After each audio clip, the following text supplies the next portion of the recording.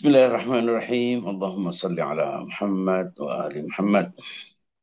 Teman-teman sekalian, ibu-ibu, bapak-bapak yang join bersama saya di hari ini melalui Zoom dan lainnya. Mudah-mudahan kita mendapatkan kemudahan untuk mendapatkan kemudahan maghfirah, ampunan, kemudahan dalam melaksanakan kewajiban-kewajiban dan amalan-amalan pelengkap di hari-hari dan malam-malam bulan suci Ramadan. Terutama kemudahan untuk berbagi rezeki, meringankan beban sesama, termasuk menyapa, mengajak berbuka, dan lain sebagainya. Assalamualaikum warahmatullahi wabarakatuh. Waalaikumsalam warahmatullahi Tema hari ini yang dipilih adalah jodoh, rezeki, dan umur. Entah bagaimana ceritanya, tiba-tiba dalam masyarakat kita umumnya meyakini bahwa, termasuk yang menganut mazhab Ahlul Bait juga ikut-ikutan meyakini bahwa Tuhan itu mengurusi langsung. Jadi kementerian yang langsung diurus oleh Tuhan itu 3 bidang, yaitu jodoh, rezeki, dan usia, umur. Dan karena itu orang tidak bisa berharap, tidak bisa berusaha dengan pikirannya, dengan memaksimalkan pencahariannya. Kalau Tuhan sudah menetapkan, ya sudah. Jadi itu yang ada di benak hampir 1,5 miliar umat manusia yang beragama Islam. Sehingga tidak sedikit orang yang menentukan bahwa apa yang diperolehnya itu bukan hasil dari usahanya, tapi semata-mata karena Tuhan memperhatikan dia secara pribadi, secara khusus. Tuhan memberinya rizki itu karena pertimbangan-pertimbangan personal. Begitu juga jodohnya. Jodohnya bukan karena usaha dia untuk berkomunikasi sehingga terjalin hubungan, tapi karena Tuhan memang sudah mempersiapkan seseorang untuk menjadi pasangannya. Makanya banyak orang minta jodoh, minta doa untuk didapatkan jodoh dan lain sebagainya. Dan tidak sedikit juga orang yang menolak. Ada orang yang menjodoh-jodohkan karena menurut dia Tuhan yang akan menjodohkan dia. Jadi dia menunggu Tuhan menjodohkan, yang tanpa proses apapun tiba-tiba terjalinlah hubungan suami istri, menjadi pasangan dalam rumah tangga. Begitu juga usia. Banyak orang kalau sudah ini, ya sudah, itu sudah takdirnya. Nah, ini 3 item ini, jodoh, rizki, dan usia, itu dianggap sebagai takdir langsung yang manusia tidak bisa. Makanya orang sering bilang, ya sudah jodohnya, wah itu sudah umurnya, ya itu sudah rizkinya. Ada banyak pernyataan-pernyataan yang entah bagaimana tiba-tiba itu menjadi doktrin yang sudah mengakar di tengah manusia. Sekarang coba kita lihat berdasarkan pandangan keagamaan kita yang rasional. Kita menganut sebuah agama, metode dalam memahami agama itu bukan sekedar untuk diklaim, tapi memang untuk dijadikan sebagai filter atas semua informasi-informasi. Semua hal yang disampaikan terkait dengan agama ataupun lainnya harus difilter. Siapapun penyampainya, apapun yang disampaikannya dan siapapun yang menyampaikannya, ya harus logis, harus rasional, harus selaras dengan ajaran Al-Quran. Dan karena Al-Quran itu adalah kitab suci yang diturunkan atas Nabi Muhammad adalah manusia paling logis, manusia paling rasional, manusia paling bijak. Pastilah tujuannya agar manusia menjalankan ajarannya dengan bijak, memahami ajarannya dengan bijak. Nah, Saya tidak tahu mendahulunya dari mana, apa jodoh dulu atau rezeki dulu atau usia dulu. Kayaknya lebih mudah bicara tentang jodoh atau rezeki atau salah satunya. Rezeki. Rizki, banyak orang membatasi rizki itu pada hal-hal yang bersifat material. Itu pertama. Kedua, banyak orang membatasi makna rizki itu pada hal-hal yang diminta. Jadi kalau sudah dirasakan tidak dianggap rizki. Banyak juga orang menganggap rizki itu hal-hal yang yang kuantitatif, yang sifatnya bernilai bendawi. Itu dianggap rizki. Atau yang keempat, banyak orang memahami rizki itu sesuatu yang instan yang langsung bisa dirasakan. Jadi kalau jangka panjang ya belum rizki. Atau tidak langsung juga bukan rizki. Rizki kita sering dapat ayat, sering dengar ayat, dan jangan sekali-kali kau mengira bahwa orang-orang yang terbunuh di jalan Allah adalah mati. Namun mereka hidup dan mereka mendapatkan rizki di sisi Allah. ولا تحسبن الذين قتلوا في سبيل الله أمواتا بل أحياء عند ربهم يرزقون. Nah, orang yang terbunuh di jalan Allah kan mati. Nah, ini mati dan rizki. Kita nemukan kata rizki dan mati berada eh, dalam satu ayat. Usia, ya, termasuk usia. Kan usia itu kematian maupun hidup. Dan jangan sekali-kali kau mengira bahwa orang yang terbunuh di jalan Allah itu mati. Kan mestinya, itu kan paradoks kalau orang menggunakan logika-logika umum. Ya kalau mati ya terbunuh ya mati. Kalau terbunuh tidak mati berarti tidak terbunuh. Tidak mungkin terbunuh tidak mati.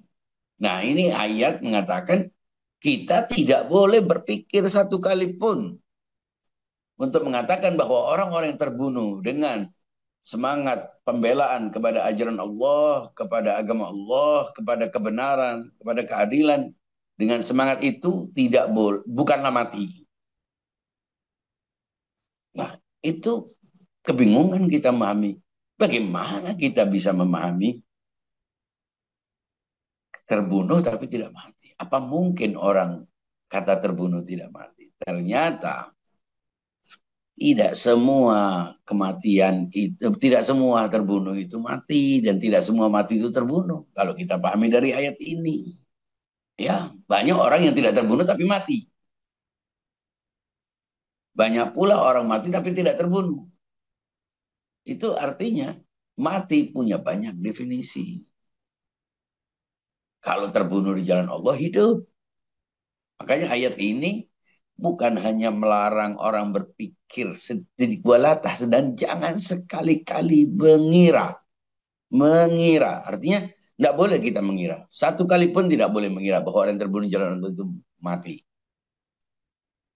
Dengan penjelasan ini saja sebetulnya kita sudah bingung. Tapi ditambahkan lagi. Bal ahyaun, bahkan hidup. Wah, berarti kita tidak bisa punya penafsiran lain sudah. Bahwa orang yang terbunuh jalan Allah pasti hidup. Karena dikatakan tidak mati saja sudah cukup menegaskan. Dengan kalimat walah tahsabanna, jangan sekali-kali mengira orang yang jalan Allah itu mati. Bal ahya. Tidak cukup mengatakan tidak mati, tapi menegaskannya kembali. Bahkan mereka hidup. Tidak cukup mengatakan hidup, itu aja sudah sebuah penekanan dua kali. Yang ketiga, bahkan mereka mendapatkan rezeki di sisi Allah. Itu artinya kematian bisa menjadi rezeki, terbunuh bisa menjadi rezeki. Bahkan itulah rezeki yang sejati. Nah, dari situ kita bisa menyimpulkan bahwa makna rezeki itu tidak semata-mata kuantitatif, tidak semata-mata instan, bisa juga di sisi Allah. Tidak semata-mata hal yang kita inginkan. Kadang yang kita inginkan bukanlah rezeki. Ya, kadang yang tidak kita inginkan itulah rezeki. Banyak dalam ayat suci Al-Quran Allah Misalnya asa antakrahu syai'an wa huwa khairul lakum. Ada kalanya kamu sekalian membenci sesuatu padahal itu baik bagi kamu.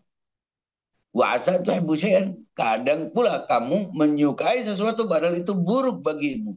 Nah, apa yang kita anggap rizki, boleh jadi bukan rizki. Mengapa?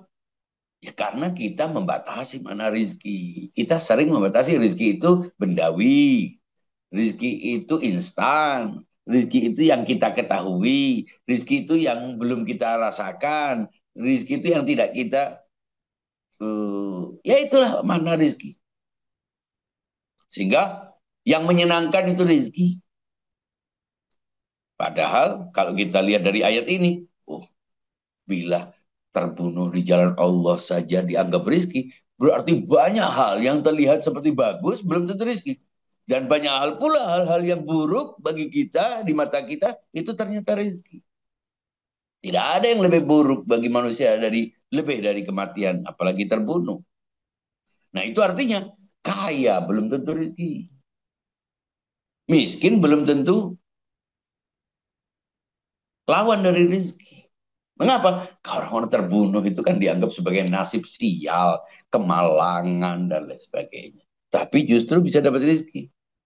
Bisa dianggap rizki. Sudah terbunuh, mendapatkan rizki di sisi Allah. Inda rabbihim yurzaqun. Di sisi Tuhannya, Tuhan mereka mendapatkan rizki. Memang rizki ada tidak di sisi Tuhan. Semuanya mendapatkan rizki dari sisi Tuhan. Karena hanya dialah pemberi rizki.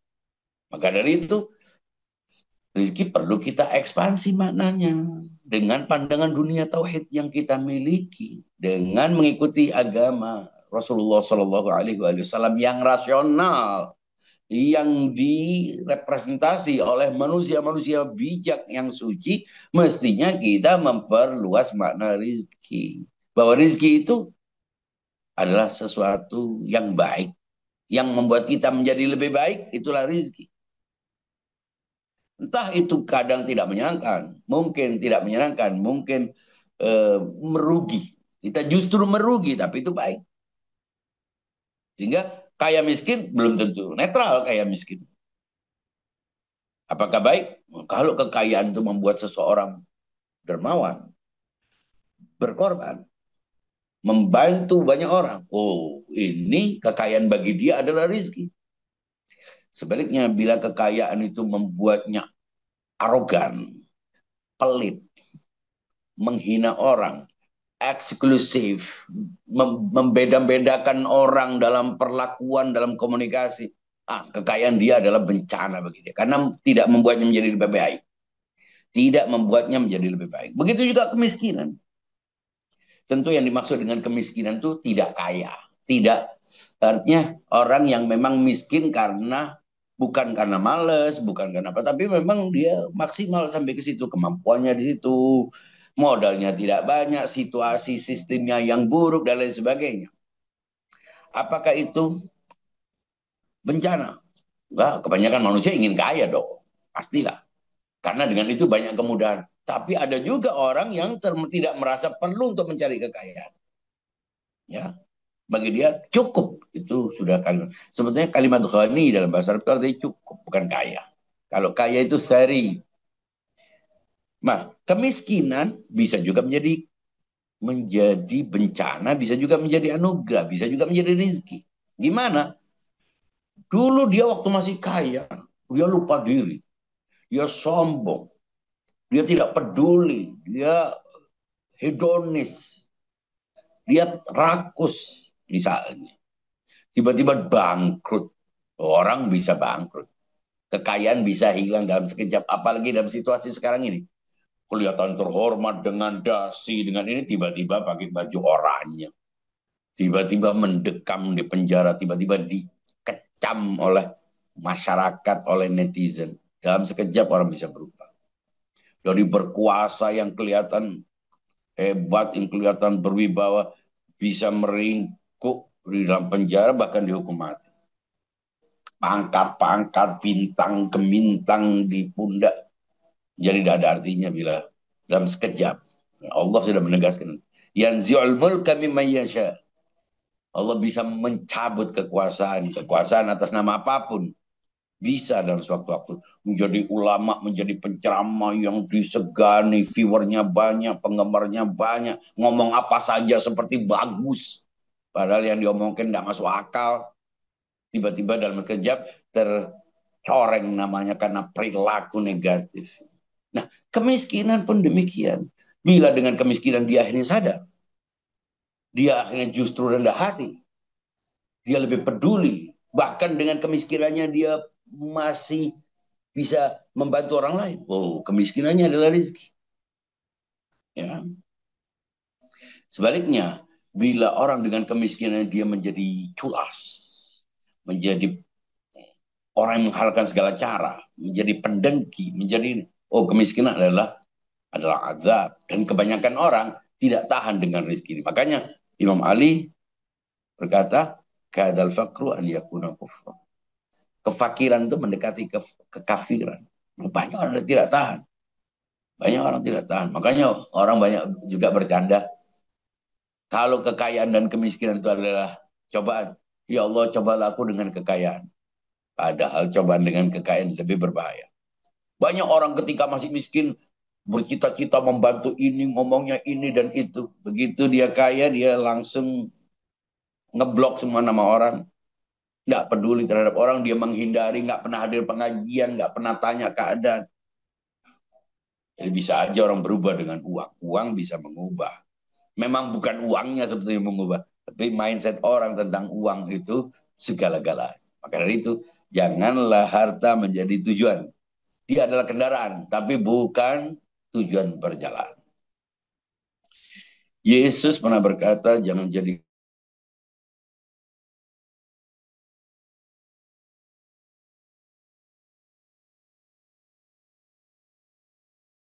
harta. Harta itu bangun. Jadi rizki,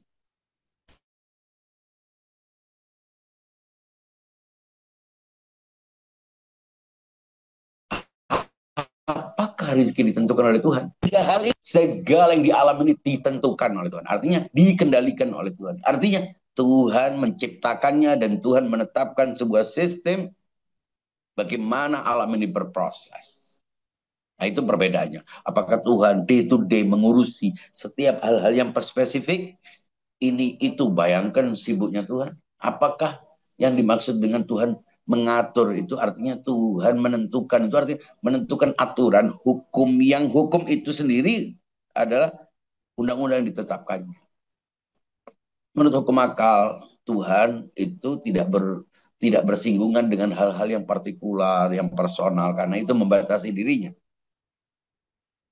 Tapi Tuhan menciptakan sebuah sistem. Menciptakan alam dengan sistemnya. Dia tidak hanya menciptakan, dia hanya bukan hanya pencipta, tapi dia pengendali, dia penetap. Maka dari itu Tuhan menentukan. Tapi jangan lupa, salah satu ketentuan Tuhan adalah ikhtiar manusia. Itu juga ketentuan Tuhan. Karena manusia ciptaannya. Dan setiap ciptaannya memiliki ciri khas. Apa salah satu ciri khas manusia? Memiliki ikhtiar dan kehendak dengan akal sehat. Sehingga rezeki itu apa semata-mata dari hukum dari Tuhan? Ya, dari semata-mata dari Tuhan. Nah, salah satu yang dari Tuhan adalah ikhtiar manusia. Manusia diberi ikhtiar oleh Allah. Dan karena itu ketentuan Allah. Secara vertikal, rezeki dicari oleh manusia oleh Tuhan. Rezeki dan sudah kita perluas makna rezeki. Artinya luas bukan hanya benda. Apapun yang baik adalah rezeki. Kadang sakit adalah rezeki. Kadang penyakit adalah rezeki. Kadang sehat adalah bencana. Orang jadi sehat, ya tergantung siapa. Tapi orang dengan sakit, dia akhirnya maksiatnya sedikit. Dia lebih banyak mengenal, menyadari kesalahan-kesalahannya dan lain sebagainya. Tentu tidak ada yang bukan ujian di dunia. Semua ujian. Jadi rizki adalah sesuatu yang membuat kita menjadi lebih baik. Maka dari situ kita tahu tingkatan rizki itu banyak. Rizki yang paling kecil adalah benda. Ya, rezeki yang paling kecil itu adalah makanan, besi, mobil, rumah, semen. Itu rezeki paling kecil. Rezeki paling tinggi iman. Makanya kita juga disuruh berdoa, sering berdoa, Allahumma rzuqna taufiqat ta'ah. Ya Allah, beri aku karunia kesuksesan. Sukses biasanya angka-angka. Tapi di jalur Ahlul Bait, dalam pandangan dunia ini, yang paling tinggi, salah satu rezeki yang paling tinggi adalah kesuksesan patuh. Karena sedikit orang yang bisa patuh. Cocok bisa, setuju bisa. Setuju itu artinya saya sudah punya pendapat, kebetulan sama dengan pendapat kamu. Tapi kalau patuh, mungkin aku tidak sependapat menurut akal terbatasku. Tapi aku patuh. Ini jarang. Sulit. Makanya perlu mendapatkan rezeki kepatuhan. Ya Allah, beri aku rezeki kesuksesan patuh. Bagaimana kesuksesan patuh? Membuka akalku sehingga memahami otoritas dengan benar. Tidak memunculkan pendapat sendiri yang tidak otoritatif. Allahumma rzuqna taufiqat ta'ah wa bu'dal ma'siyah wa ifanul hurmah. Ini semuanya adalah rezeki-rezeki kelas 1. Ya, rezeki-rezeki kelas 1. Makanya indallah yurzaqun, inda rabbi mirzaqun, di sisi Allah mendapatkan rezeki. Rezeki apa? Rezeki yang kelasnya kelas yang tidak ada expire-nya, yang nggak perlu stempel halal. Sudah pasti halal dan thayyibah karena dia tidak berbenda.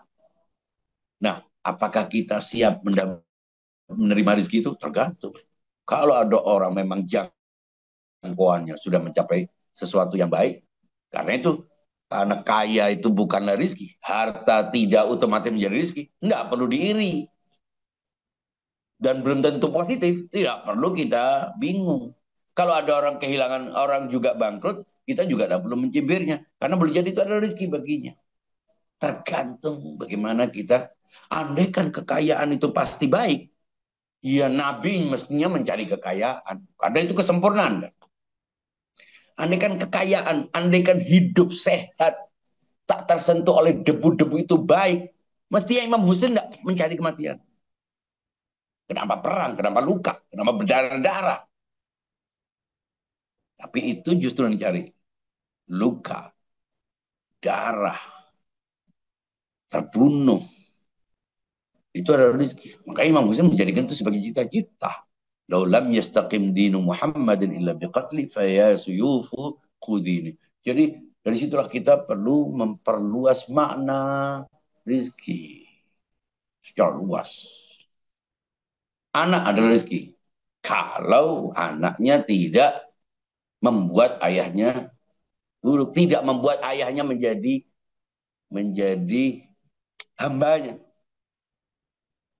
Ya, ibunya menjadi hambanya, menjadi hamba dari anak.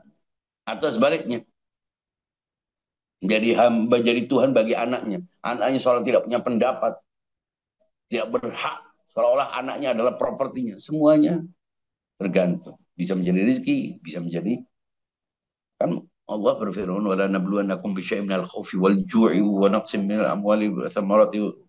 Itu semuanya rezeki. Jadi hidup secara total, mau yang terlihat enak, tidak enak, nyaman, tidak nyaman, mudah atau sulit, itu semuanya adalah ujian.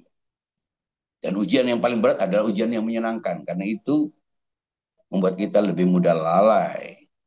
Yang kedua adalah jodoh. Jodoh berkali-kali saya sudah membahas jodoh ini. Jodoh ini kata tak bermakna. Kalaupun bermakna ambigu, tidak jelas apa yang dimaksud. Kadang artinya sesuatu yang berlaku selamanya. Kadang artinya sesuatu yang sudah padat waktunya. Makanya kadang, oh ternyata bukan jodoh. Kadang diartikan sudah bukan jodohnya. Oh dia memang jodoh. Itu artinya cocok. Orang menganggap arti jodoh itu. Nah apakah pasangan orang dengan orang itu sudah ditentukan oleh Allah? Oh bukan, ditentukan oleh Allah. Semuanya ditentukan. Kalau artinya penentuan itu berdasarkan ikhtiar manusia. Tapi kalau penentuan itu seperti robot, tidak. Karena manusia bukan robot. Mengapa? Nah, kalau manusia ditentukan tanpa ikhtiar, bukan manusia lagi, namanya batu. Karena manusia dan Tuhan sudah memberinya alat yang namanya akal dan ikhtiar, maka Tuhan pun menentukannya dengan menyertakan sistem. Makanya kalau kita tanya AI itu bisa menjawab pertanyaan. Padahal dia tidak hidup. Ya, dia diciptakan robot dia. Tapi dia sudah dilengkapi kemampuan untuk menjawab. Lalu yang menjawab itu siapa? Bisa dijawab dua. Robotnya juga menjawab. Yang membuatnya juga bisa dianggap secara vertikal menjawab. Nah kita yang berikhtiar. Yang menjadi jodoh. Tapi yang menentukan jodoh Allah. Bisa secara vertikal. Bukan berarti kemudian Allah itu harus menjadi comblangnya. Bukan berarti orang tanpa ikhtiar di rumahnya tiba-tiba ada seorang perempuan yang jatuh cinta entah bagaimana kepadanya, I love you. Tidak ada itu. Itu justru mendegradasi Allah. Allah yang maha mulia, Allah yang maha kuasa, Allah yang tak yang terlalu jauh dengan kita yang tiba-tiba harus ngurusi urusan kita. Enggak, bukan begitu. Jadi kalau mencari jodoh, caranya bukan mengangkat tangan. Ya Allah, bukan mencari ya Allah, aku berilah aku jodoh. Ya Allah, beri aku pesona. Ya Allah, mudahkan aku berkomunikasi. Ya Allah, luaskan jangkauan perkenalanku, pergaulanku. Ya Allah, hadirkan orang-orang yang punya pandangan-pandangan baik, yang punya prasangka baik dan aku berprasangka baik, orang-orang yang punya cita-cita baik. Jadi kalau ya Allah kirim aku jodoh, wah ini sulit itu untuk diwujudkan. Karena semua orang berpeluang jadi jodoh. Kalau arti jodoh itu cocok, jodoh sebagai teman, jodoh sebagai mitra kerja, jodoh sebagai pembantu, jodoh atasan, jodoh sebagai guru. Kalau artinya cocok, jodoh. Tapi kalau artinya pasangan, pasangan itu tergantung setiap saat kita punya pasangan. Ya, pasangan dalam apa? Dalam diskusi, pasangan dalam ini. Tergantung arti pasangan. Maka dari itu, kalau jodoh itu artinya punya pasangan, Allah saja yang tidak punya pasangan. Hanya Allah yang tidak punya pasangan. Alam semesta semuanya adalah pasangan-pasangan. Wa min kulli syai'in khalaqna zawjain. Banyak ayat-ayat yang menegaskan apa? Subhanalladzi khalaqal azwaja kullaha. Maha suci Allah yang telah menciptakan segala sesuatu itu berpasangan. Ya, berpasangan. Walaupun dia belum kawin dia sudah jadi pasangannya. Tidak semua pasangan harus kawin. Ya, pasangan teman, masa kawin? Pasangan olahraga, enggak harus kawin. Jadi pasangan itu lebih luas dari pernikahan dan lebih luas dari perkawinan. Lebih luas dari hubungan biologis. Awan dan petir berpasangan. Kawin. Tapi tidak nikah, kawin. Punya makna itu. Karena nikah hanya dilakukan oleh manusia. Melahirkan anak. Hujan. Semua ini adalah pasangan-pasangan. Nah, manusia diciptakan dengan berbagai macam dimensi. Salah satunya dimensi biologis. Nah, berdasarkan konstruksi biologis itu ada laki, ada perempuan, ada penerima, ada pemberi. Yang kemudian dilengkapi dengan rasa tertarik. Mengapa? Untuk menyempurnakan diri. Karena dia tidak sempurna, dia ingin menyempurnakan diri dengan pasangannya. Sehingga klop lah. Nah, pasangan ini siapa? Tergantung dia. Siapapun yang bisa menjadi pasangannya. Nah, salah satu syarat pasangan adalah berbeda. Syarat pasangan adalah berbeda. Tidak bisa pasangan dengan diri sendiri. Itu makanya nggak masuk akal. Saya ingin berpasangan dengan diri sendiri. Oh berarti ada yang koslet di pikirannya. Jadi pasangan harus sesuatu yang lain. Harus sesuatu yang berbeda. Nah berbeda ini berbeda secara tampilan, berbeda juga secara fungsi. Nah kalau fungsinya sama, ya percuma. Makanya laki dan perempuan perlu berpasangan. Kenapa? Karena berbeda fungsi. Yang satu pemberi, satu penerima. Nggak bisa berpasangan dengan sesama pemberi. Nggak disebut pemberi bila tidak ada penerima. Tidak disebut penerima bila tidak ada pemberi. Nah ini semuanya menegaskan bahwa kita perlu berpasangan. Nah, perpasangan lebih spesifik lagi. Setelah berpasangan berdasarkan fungsi, pasangan berdasarkan person, individu. Untuk tujuan apa? Untuk tujuan perkawinan. Itulah, disitulah orang perlu mencari calonnya. Menyeleksi. Hak orang. Mau laki, mau perempuan. Nah, banyak orang merasa yang pantas mencari jodoh itu adalah laki. Padahal Yang pantas mencari jodoh adalah orang yang merasa perlu sesuai dengan dirinya, yang dia cocok, yang dia bisa terima. Laki bisa, perempuan juga bisa. Bahkan perempuan karena dia punya hak untuk menikah, dia punya hak untuk menetapkan siapa yang menikahi dia, kepada siapa kebebasan dirinya diberikan. Dia harus benar-benar mencari, mencari ya bukan membuat iklan tentu. Sayyidah Khadijah itu saya sering kali saya katakan itu membayar orang detektif untuk mencari siapa, mempelajari calon lelaki ideal yang menurut kriteria dia sesuai dengan tipenya dan tetap terhormat. Ketimbang diam tidak tahu demi menjaga kehormatan katanya tidak boleh didoktrin perempuan tidak boleh cari laki. Loh, perempuan boleh cari laki. Laki itu memang diciptakan untuk dicari perempuan kok. Dan perempuan diciptakan untuk dicari laki. Tapi tata caranya, etikanya, aturannya itu yang perlu diperhatikan selama menjaga kehormatan. Ketimbang dia diam, kawin cilubah, nggak cocok, nggak sesuai, kecewa, cerai, berantakan, stres, depresi, tahlil.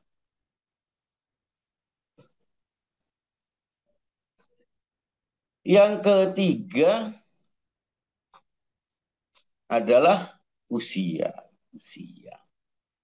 Jodoh usia. Usia saya katakan usia juga sebagaimana jodoh itu ditentukan oleh Tuhan dalam sistemnya, sistem kausalitas, sistem fisika, sistem alam gravitasi, semuanya itu memiliki sebab-sebab bagi kematian. Kematian itu apa? Banyak maknanya. Ada kematian pikiran, ada kematian nurani, ada kematian medis, ada kematian neurologis, ada macam-macam. Kematian sel disambung dengan sel lainnya. Kita mengalami itu. Terus, nah kematian yang dipahami oleh orang berhentinya fungsi-fungsi organ dalam tubuh manusia secara total. Ya, apakah ini akibat dari sebuah peristiwa alam? Berarti bukan Tuhan. Tuhan mengendalikan alam. Tuhan sudah menetapkan orang yang begini, begini. Orang yang begini, begini. Makanya, apakah orang sakit itu berarti tidak dijaga oleh Allah? Makanya orang minta, ya Allah lindungi supaya saya sehat. Semuanya itu dalam lindungan Allah. Tapi lindungan Allah bersyarat. Semuanya itu orang bisa sakit. Selama kalau dia tidak memenuhi syaratnya, dia tidak mengetahui apa yang menyebabkannya sakit, dia akan terkena sakit. Makanya sakit dan lain sebagainya itu adalah kata lain dari tidak tahu. Mengapa dia terpeleset? Karena dia tidak tahu bahwa dengan jalan ke situ dia akan terpeleset, ada lubang dan lain sebagainya. Nah, kita perlu menambah wawasan kita agar mengetahui semua yang kita alami itu adalah bagian dari ketentuan Allah. Tapi tidak otomatis itu menandakan bahwa ini baik dan buruk. Orang sakit belum tentu buruk, orang baik, orang yang sehat belum tentu baik. Semuanya adalah cobaan. Siapa yang menentukan? Yang menentukan adalah Allah melalui alamnya, melalui kita. Jadi pada akhirnya salah satu penyebab sakit, sembuh, mati, hidup, sukses, gagal, rugi, untung, kawin, tidak kawin, itu adalah diri sendiri. Allahu yatawaffal anfusa hina mautiha. Allah mematikan jiwa-jiwa ketika syarat-syaratnya sudah penuh. Makanya kita tidak mau melakukan perbuatan-perbuatan yang kita tahu itu menyebabkan kematian. Masa kita mau duduk-duduk di kereta api? Enggak. Kenapa? Di situ. Jadi kita hidup karena keputusan kita. Tapi keputusan kita dikendalikan sebagai bagian dari sistem yang Allah sudah ciptakan. Jadi Allah tidak hanya kebagian 3 departemen. Tapi alam ini semuanya berada dalam kendali Allah Subhanahu wa taala masing-masing dengan prosesnya sesuai dengan hukum alamnya. Walan tajida li sunnatillahi tabdila. Itu saja yang bisa saya sampaikan. Sekian, Assalamualaikum warahmatullahi wabarakatuh.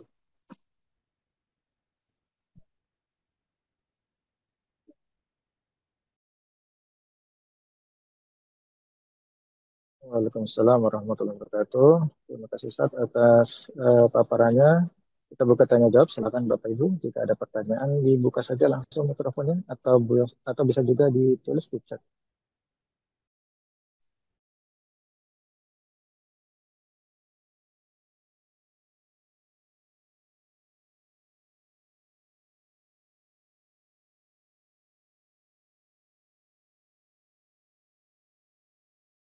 Baski, Ya Baski. Ustaz.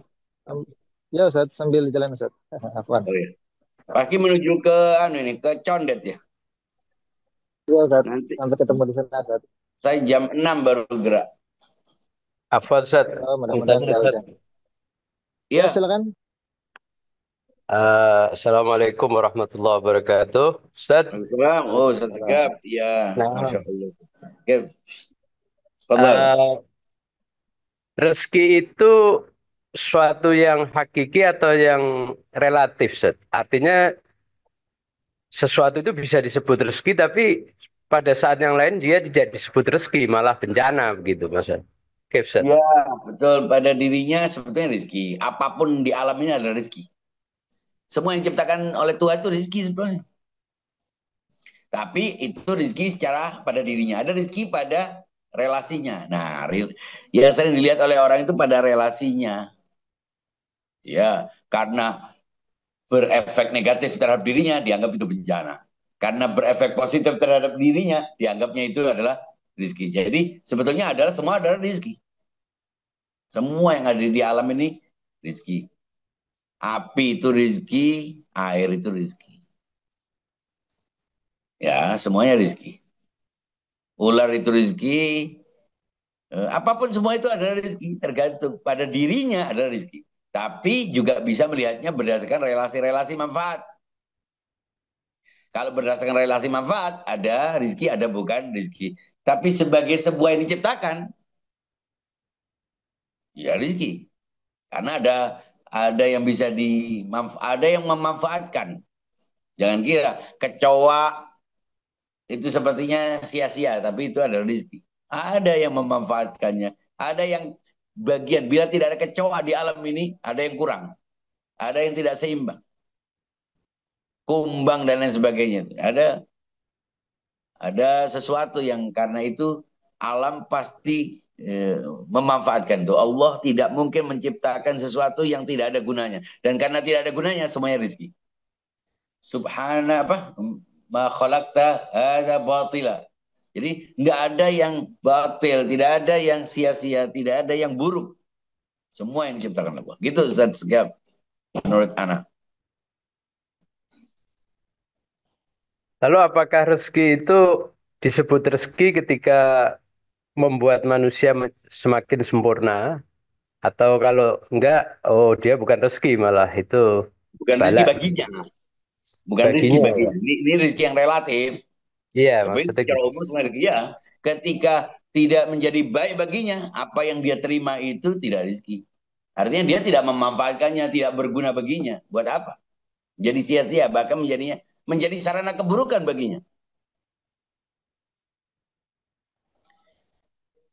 Begitu, Ustaz Segap. Jadi Nah, kalau kita mau bagi dua, semua yang Allah ciptakan di alam itu adalah rezeki. Karena tidak ada yang sia-sia, tidak ada yang buruk.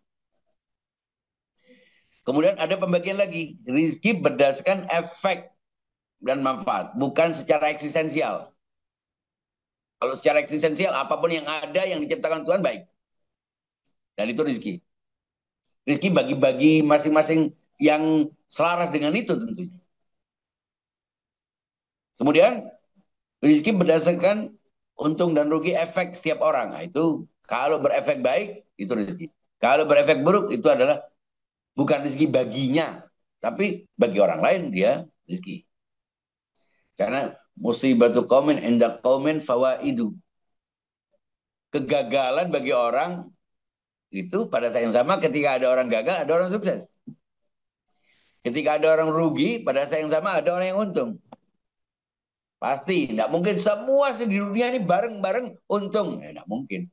Akhirnya tidak ada untung namanya. Untung rugi itu tazahum, itu bagian dari dialektika, kemestian. Makanya orang boleh mengambil keuntungan dari orang lain. Orang boleh bersaing, orang boleh berkompetisi. Karena kalau tidak berkompetisi, sementara yang diperebutkan terbatas, ya harus ada kompetisi. Begitu juga kebaikan, keburukan. Makanya kita disuruh berkompetisi dalam kebaikan. Wasari'u, fastabiqu. Itu ya Ustaz Segaf. Afwan. nah, masykur Ustaz, jelas Ustaz. Afwan.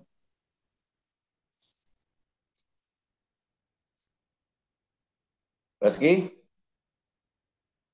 sudah lebih dari setengah jam nih kita mulai tadi. Ya, silakan kalau sudah bisa ditutup dengan doa Ustaz. Ya, Bismillahirrahmanirrahim. Allahumma salli ala Muhammad wa ali Muhammad. Ya Ali ya Azim ya Ghafur ya Rahim. أنت الرب العظيم الذي ليس كمثله شيء وهو السميع البصير وهذا شر عظمته وكرمته وشرفته وفضلته على الشهور وهو الشهر الذي فرضت صيامه عليه وهو شهر رمضان الذي أنزلت فيه القرآن هدى للناس وبينات من الهدى والفرقان وجعلت فيه ليلة القدر وجعلتها خير من ألف شهر فيا ذا المن ولا يمن عليك من علي بفكاك رقابتي من النار في من تمن عليه وأدخلنا الجنة برحمتك يا أرحم الراحمين وصلى الله على سيدنا محمد وآله الطاهرين والحمد لله رب العالمين على هذه النية وكل نية صالحة الفاتحة مع الصلوات اللهم صل على محمد وآل محمد وعجل فرجهم أعوذ بالله من الشيطان الرجيم بسم الله الرحمن الرحيم الحمد لله رب العالمين الرحمن الرحيم مالك يوم الدين إياك نعبد وإياك نستعين اهدنا الصراط المستقيم صراط الذين أنعمت عليهم غير المغضوب عليهم ولا الضالين. Terima kasih Baski, terima kasih semuanya. Mohon maaf. Assalamualaikum warahmatullahi wabarakatuh. Waalaikumsalam. Waalaikumsalam warahmatullahi Waalaikumsalam warahmatullahi wabarakatuh. wabarakatuh.